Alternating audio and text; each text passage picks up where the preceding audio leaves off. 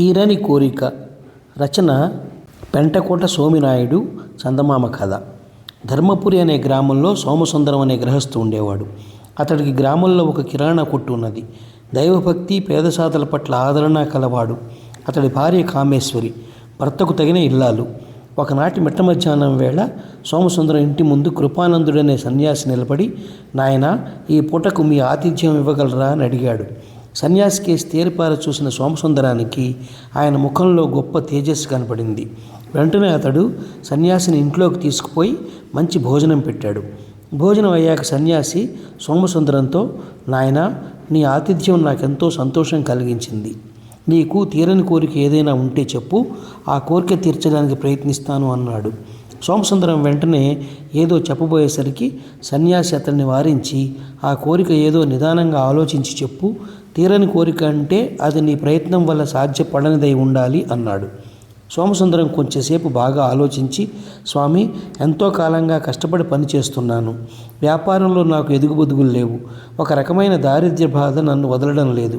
నన్ను దారిద్ర్య బాధ నుండి విముక్తుని చేయండి, అదే నా తీరని కోరిక అన్నాడు వినయంగా. సరే, నీ దారిద్ర్య బాధ నేటితో తీరిపోతుంది. అదే నీ తీరని కోరికగా భావించి నేను వెళుతున్నాను. మళ్ళీ 10 సంవత్సరాల తర్వాత ఇటుగా వస్తాను అని సన్యాసి వెళ్ళిపోయాడు. ఆ రోజు నుంచి సోమసుందరం వ్యాపారం బాగా అభివృద్ధి చెందింది. అతడు పట్టిందల్లా బంగారం కాసాగింది. 10 సంవత్సరాలు గడిచాయి. సన్యాసి సోమసుందరాన్ని చూడవచ్చాడు. సోమసుందరం ఆయనకు ఘనంగా స్వాగత సత్కారాలు చేసి షడ్రసోపేతమైన భోజనం పెట్టాడు. తర్వాత సన్యాసి సోమసుందరంతో, నాయనా, నేను నీ ఇంటికి వచ్చి 10 సంవత్సరాలయ్యింది. ఇప్పటికీ నీకు తీరని కోరిక ఏదైనా ఉంటే చెప్పు, తీరుస్తాను.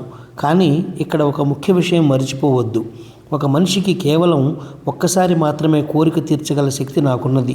అందువల్ల నీవిప్పుడు కోరే కోరికను తీర్చానంటే గతంలోనే తీర్చిన కోరిక ఫలితం కొనగానిదవుతుంది. బాగా ఆలోచించుకో అన్నాడు. స్వామి, ఎంత ధనం ఉండి ఏం ప్రయోజనం? సంతానం అనేది లేకపోయాక. అందువల్ల నేను ధనాన్ని వదులుకోవడానికి సిద్ధంగా ఉన్నాను. నాకు సంతాన ప్రాప్తి కలిగించండి అన్నాడు సోమసుందరం.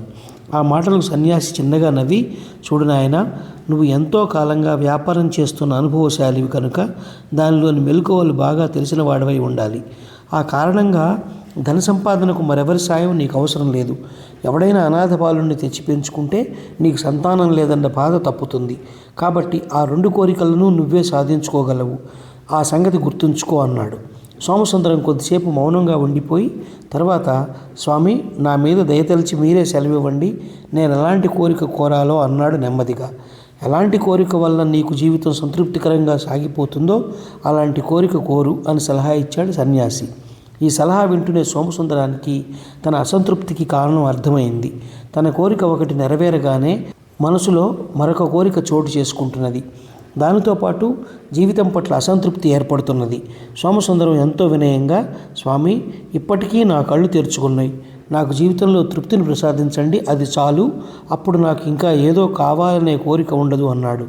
ఆ మాటలకు సన్యాసి తృప్తిగా తలాడించి, ఈ క్షణం నుంచి జీవితంలో నీకు అసంతృప్తి అనేది ఉండదు, ఉన్నదానితో తృప్తి చెందుతావు అని చెప్పి అక్కడి నుంచి బయలుదేరాడు. సోమసుందరం పరమానందంతో ఆయన కనుమరుగయ్యే వరకు తృప్తి నిండిన కళ్ళతో అలాగే చూస్తూ నిలబడిపోయాడు.